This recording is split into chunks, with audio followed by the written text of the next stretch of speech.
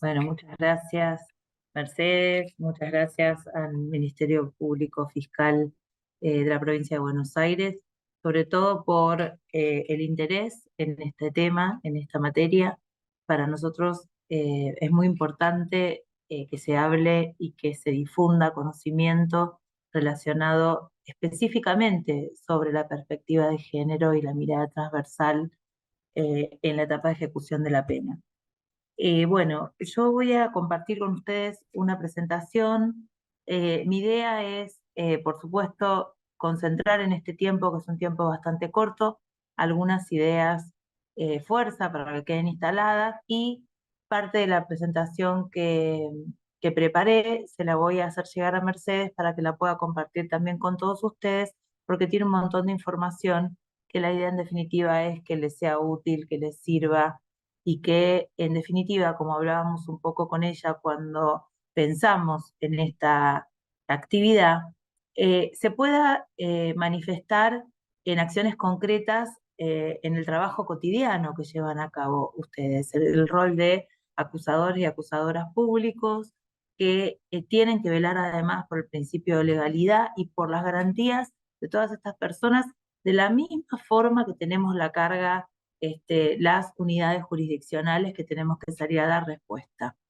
Esta es una materia en la que todavía estamos aprendiendo y es muy difícil a veces dar una solución preestablecida. Y uno de los grandes defectos que tenemos desde el rol que cumplimos los operadores y operadoras judiciales es que siempre queremos tener estándares y modelos y cosas que nos permitan guiarnos para abordar determinados casos o determinadas hipótesis. Y en esta materia, esa posibilidad, la verdad es que desde mi humilde perspectiva, es bastante errada o es una forma bastante errada de trabajar, porque en estos aspectos sí vamos a tener que trabajar con el análisis caso a caso y sí vamos a tener que aprender a trabajar con la interdisciplina como una herramienta esencial para poder dar una respuesta, porque como vamos a ver ahora, el marco normativo legal no es suficiente herramienta cuando estamos hablando de contextos, por ejemplo,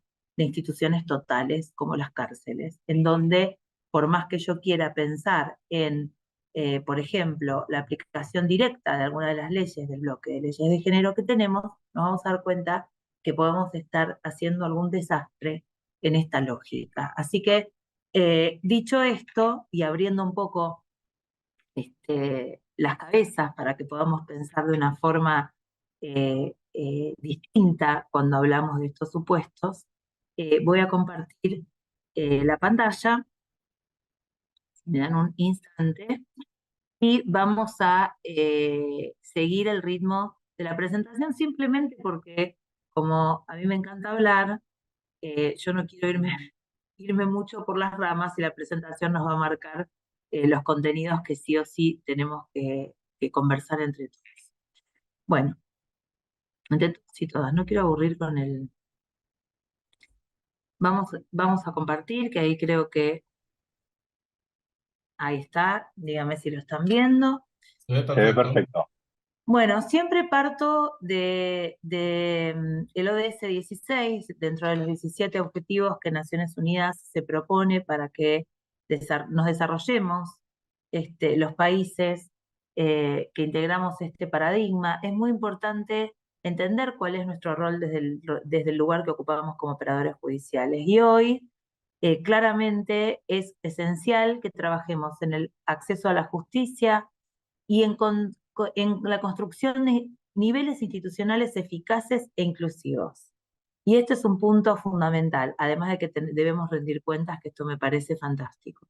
Pero tener en cuenta que ya estamos trabajando bajo un paradigma que ha cambiado, porque sí tenemos la obligación no solo de impartir justicia o de llevar la aplicación de la ley a los casos, sino que también tenemos que constituirnos en agentes que formamos parte de la cultura de paz, de la inclusión y a través de cada una de nuestras acciones. Y este es un compromiso muy importante para asumir. No voy a entrar en lo finito, sí se los voy a dejar acá, pero sí que recordemos a partir de dónde empezamos a razonar todas estas problemáticas que se nos van a presentar. Partimos del el paradigma que ya conocemos muy bien, en donde sabemos que hay una cultura patriarcal, sabemos que las instituciones también están patriarcalizadas históricamente, que las cárceles son instituciones absolutamente patriarcales y donde se van a presentar problemáticas que no va a ser sencillo resolver, porque dentro de su misma estructura y dentro de la misma estructura de quienes la gerencian, vamos a encontrar estos componentes. Entonces, trabajar con perspectiva de género tiene, en esta materia, nos va a generar un desafío adicional muy grande. Normativamente sabemos que contamos con nuestro marco constitucional, nuestro marco convencional, pero sí detenernos en el principio pro homine, que no tenemos que olvidar nunca, que está en nuestra Constitución desde su redacción original y que va a ser el principio que nos tiene que también guiar a la hora de razonar cuáles son los alcances de las soluciones que tengamos que ofrecer para los casos que se nos presenten, en los que se nos presenten estos desafíos. Y siempre marco, históricamente, siempre pongo algunos antecedentes, porque Argentina ha sido un país muy precursor en el ámbito de toda la normativa que se construyó primero como un derecho penitenciario administrativo, luego como un derecho penitenciario que alcanzó la jerarquía constitucional y hoy el que se ha convertido en un derecho que está estrictamente emplazado dentro del marco del derecho de los derechos humanos, nada más y nada menos. Por eso ha cobrado tanta importancia en las palabras y en las expresiones de los organismos internacionales de derechos humanos.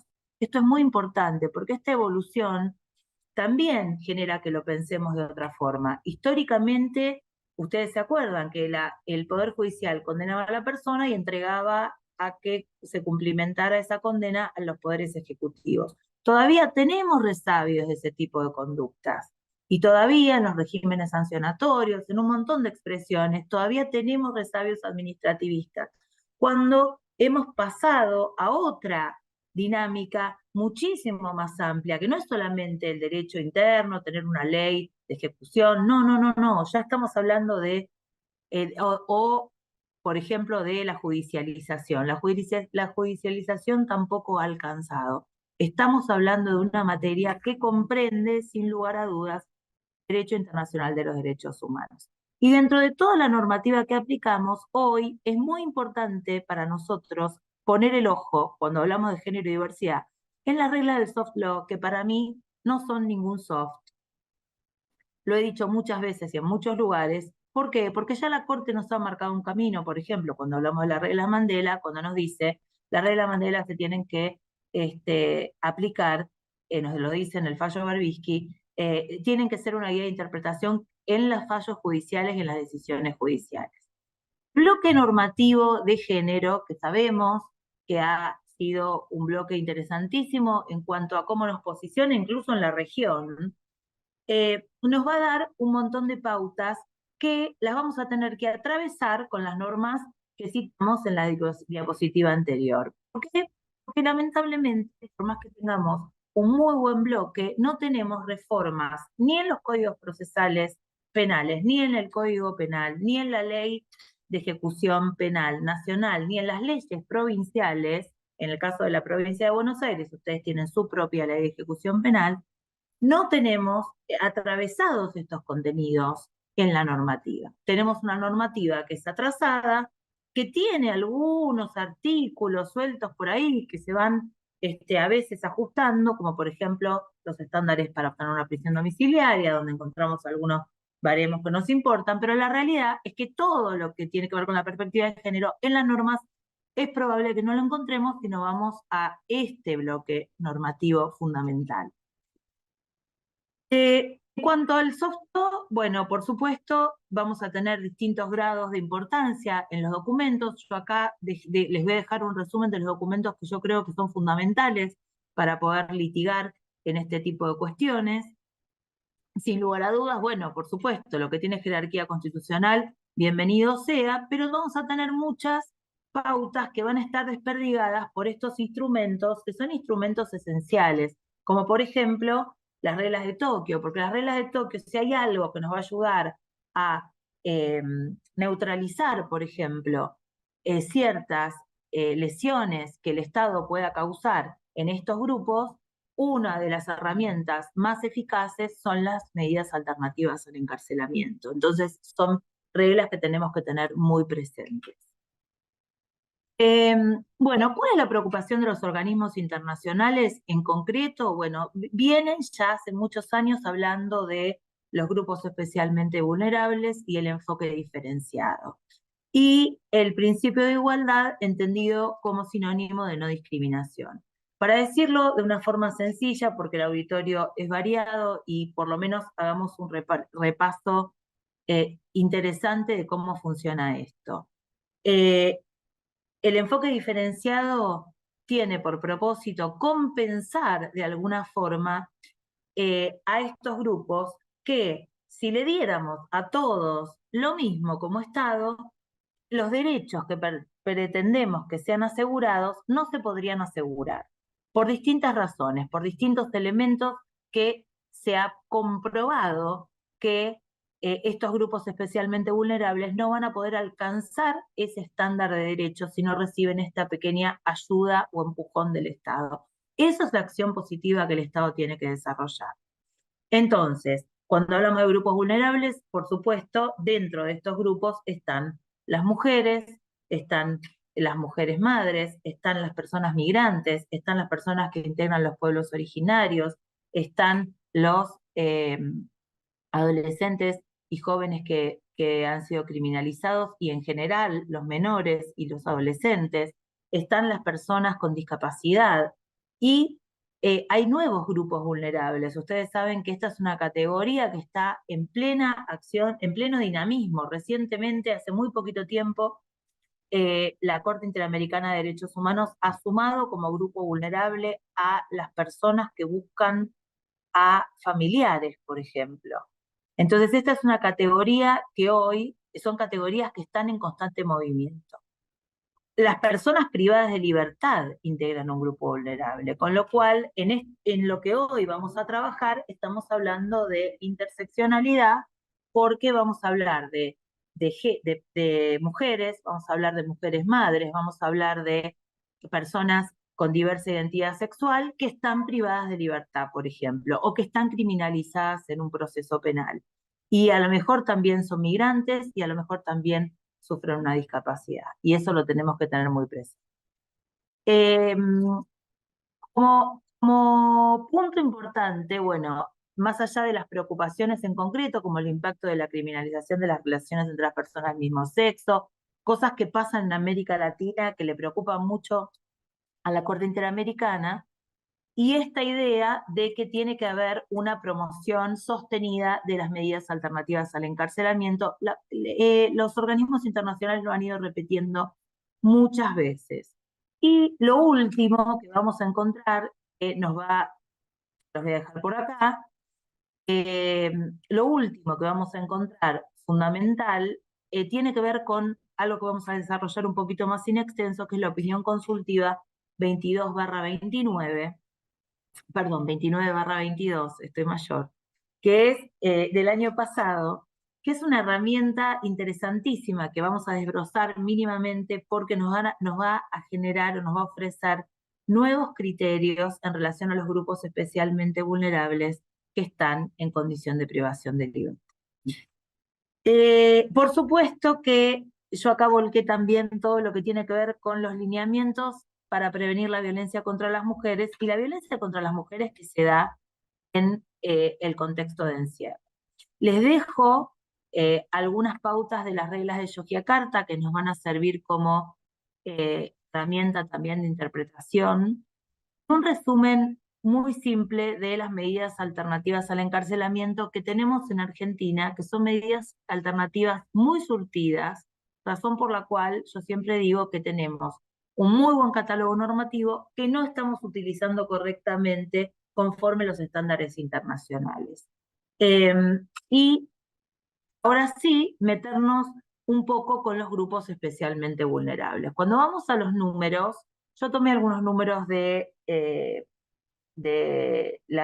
sistema penitenciario federal, pero esto no quita que estas proporciones se repitan en los registros de los sistemas penitenciarios provinciales, por ejemplo. Nosotros vemos que hay una evolución y hubo una tendencia muy alta al encarcelamiento, hubo un stop con la pandemia, y la pandemia generó de alguna forma una mejor utilización de algunas herramientas en relación a estos grupos.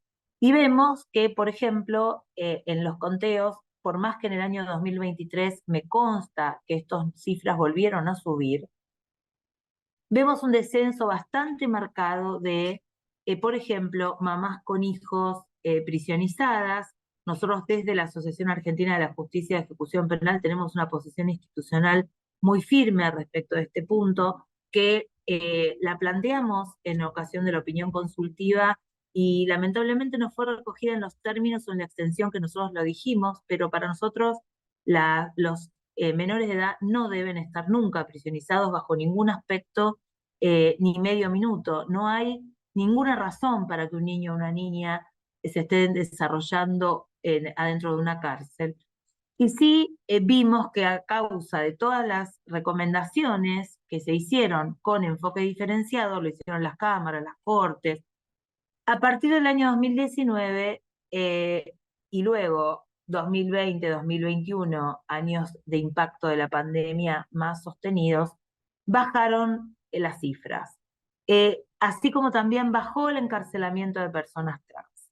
Ahora bien, yo lo que siempre digo, ustedes saben que recién en el año, por ejemplo, 2016, se empezó a categorizar cuántas personas en esta categoría, solo personas trans, además de hombres y mujeres, aparecían contabilizadas en contexto de encierro.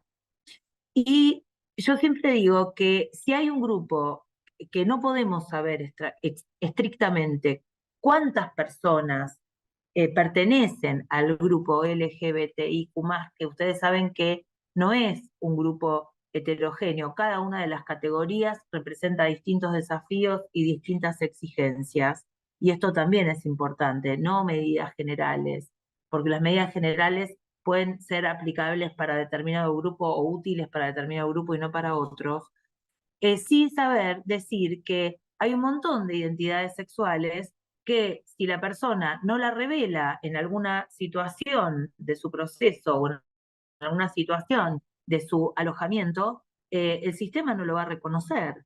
Con lo cual, en verdad, es una de las grandes cifras negras que tiene el sistema. No sabemos cuántas personas LGBTIQ están en este momento, por ejemplo, privadas de libertad. No lo sabemos. En el caso de homosexuales, por ejemplo, en el caso del Servicio Penitenciario Federal, sabemos que la gente que ha expresado que se autopercibe homosexual puede ser alojada en un espacio separado. Si contabilizamos cuántas personas hay allí, podemos tirar esta cifra, pero el que no lo ha manifestado no lo vamos a saber. Entonces ahí ya tenemos un punto de desafío importante. En cuanto a problemas invisibilizados, vamos a ver dos diapositivas, una relacionada a mujeres y una relacionada a diversidad sexual. Y luego voy a pasar, sí, a tocar algunos temas de la opinión consultiva que me parece interesante porque es una gran herramienta para poder trabajar. Bueno, en primer lugar, la primera situación que tenemos es que sabemos que las mujeres que están criminalizadas en general por, en muchos casos, por delitos relacionados a las drogas, y sabemos también que tenemos un gran grupo de mujeres criminalizadas por situaciones que comprenden a sus parejas, que han sido detenidas por alguna situación en conjunto con sus parejas, y sabemos también que hay una franja etaria eh, en la que mayormente las mujeres en edad reproductiva son las que están privadas de libertad. Esto nos va a llevar a saber que hay toda una situación relacionada con con la estructura familiar o con las responsabilidades maternales que van a entrar en conflicto inmediatamente con el sistema, porque eh, no tiene muchas veces una lógica, una comprensión posible que se produzcan todas estas trascendencias a la pena sobre inocentes como pueden ser los hijos o las hijas. Sabemos que las mujeres en general llevan adelante las tareas de cuidado, por más que tengamos el deseo de que esto se modifique culturalmente y que las tareas de cuidado sean equitativas y repartidas, sabemos que esto no es así, todavía es una fantasía, no es una realidad, y esto impacta, y es muy importante que lo tengamos presente al adoptar una posición, un posicionamiento o a tomar una decisión o peticionar algo en el marco de una causa. El modelo de cárcel binario, que no es binario, no es binario, porque el modelo carcelario que predomina en nuestro país es un modelo de cárcel pensado para varones, punto.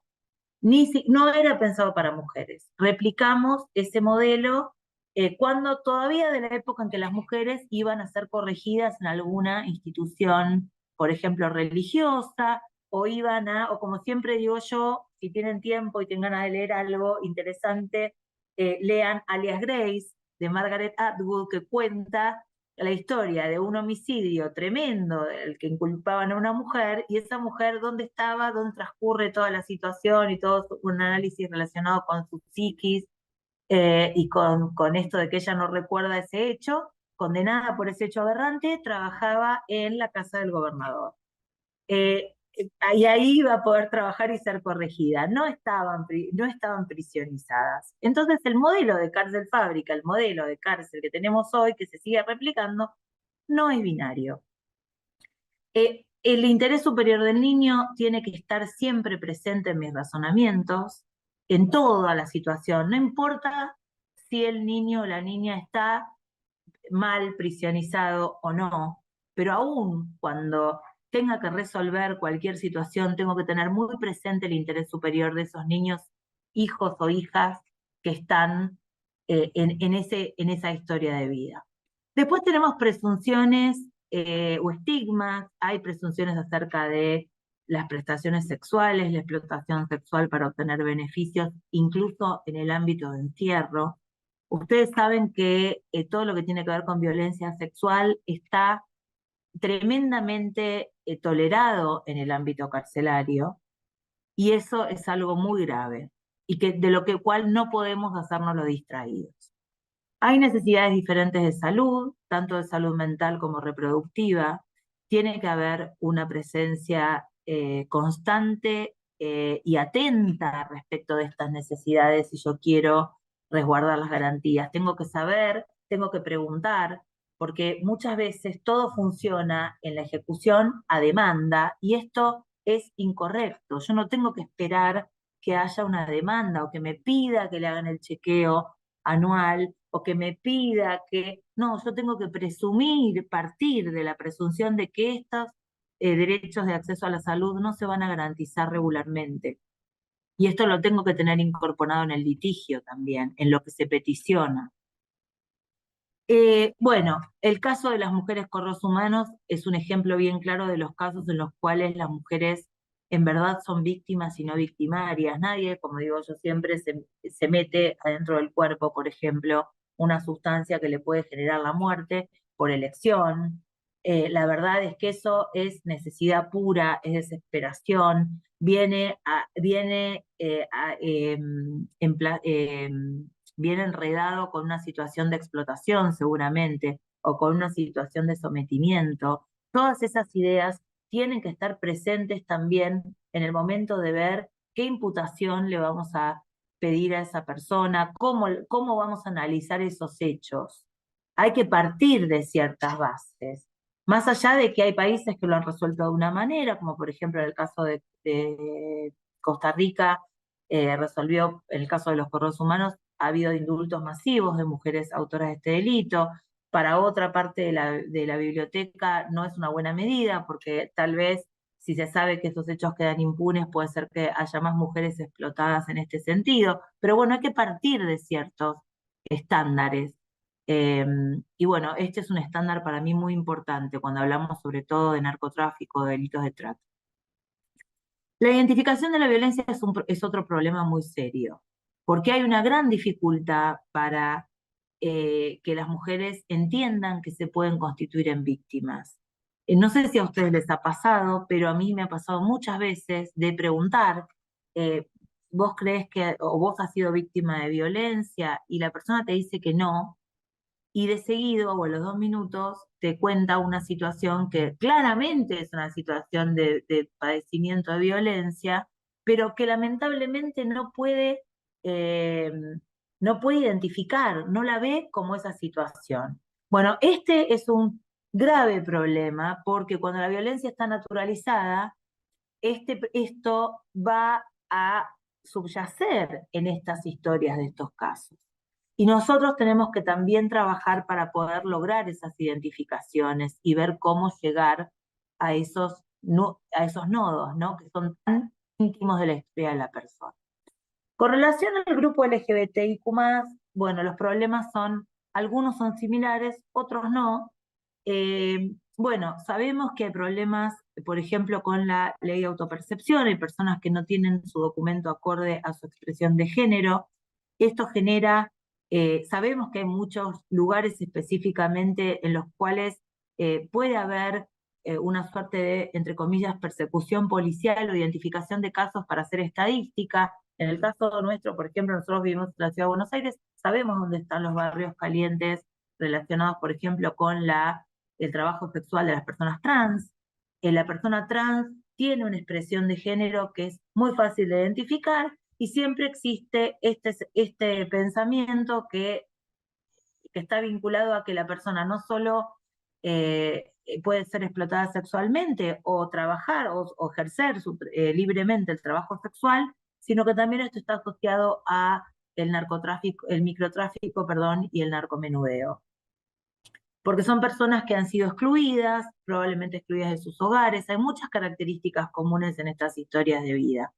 Eso hace que haya ya dificultades con la identificación, con el lugar de alojamiento en una comisaría, con la requisa, con un modelo que dijimos que es binario, pero ni binario es, imagínense, para alojar otras identidades sexuales. Siempre los lugares son los peores o son lugares de aislamiento eh, o son lugares en los que también existe el sometimiento o la explotación sexual.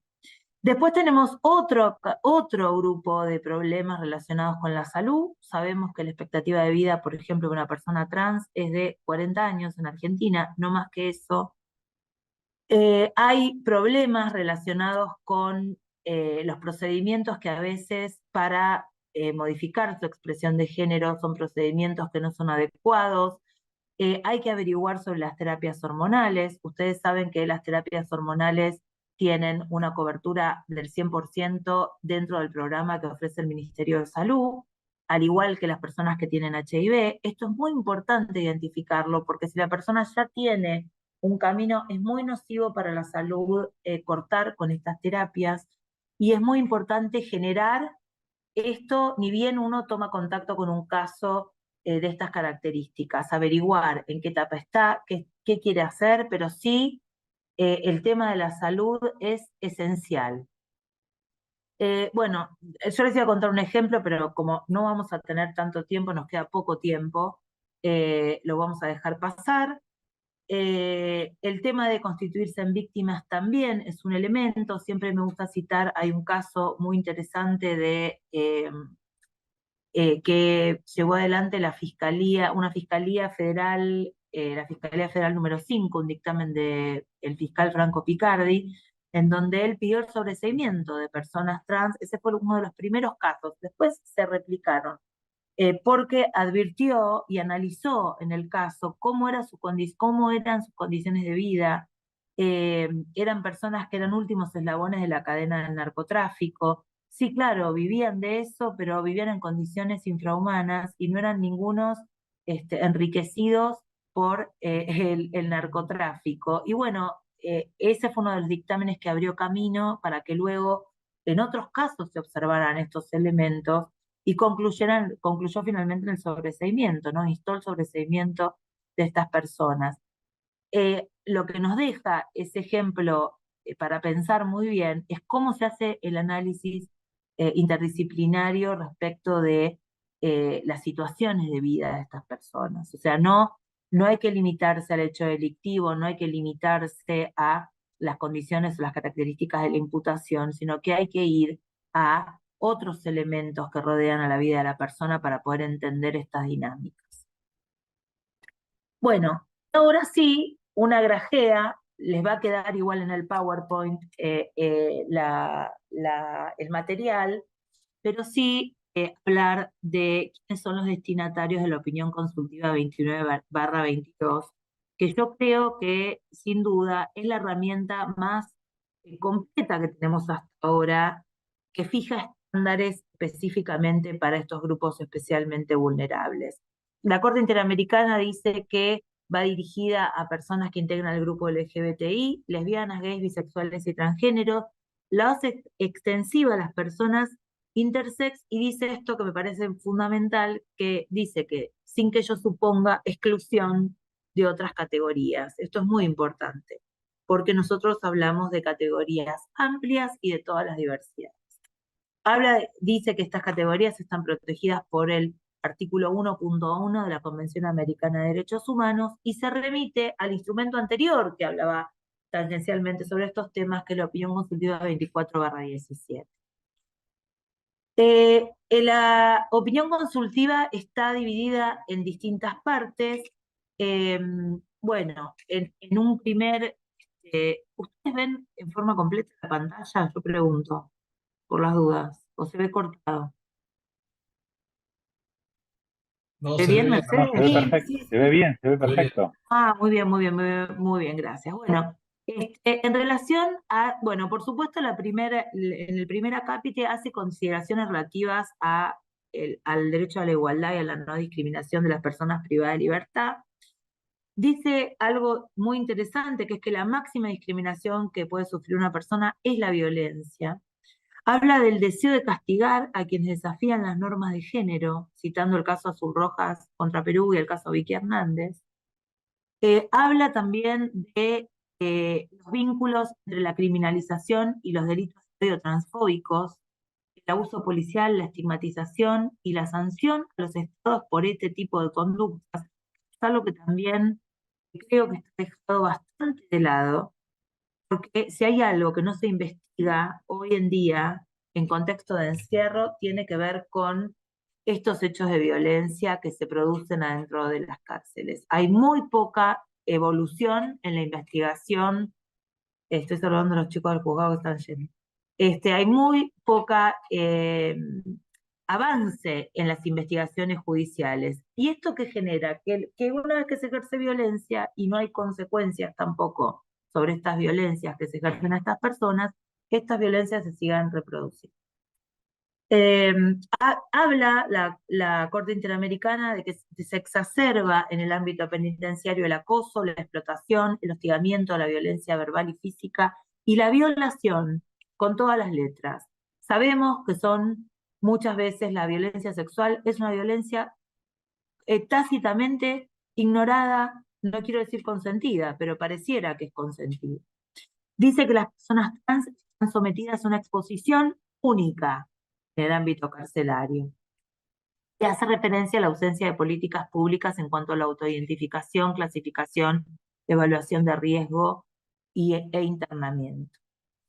Bueno, después pasamos a otra, hoy en que lo adelanté, pasamos a otro punto que tiene que ver con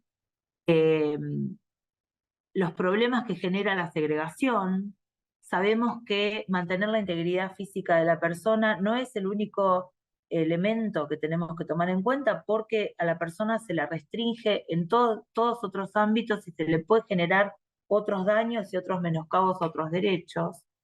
La dificultad en el acceso a atención médica, nos toma como ejemplo en Argentina, toma como ejemplo los programas específicos que se han desarrollado en distintos ámbitos. Nosotros desde la asociación, cuando nos presentamos en la opinión consultiva, hicimos mucha referencia a los impactos y a los programas que se habían ido desarrollando tanto en el Servicio Federal como en la provincia de Buenos Aires, que también ha sido bastante avanzada en ese sentido, y en otras provincias también, y habla de la posibilidad de sustitución de penas.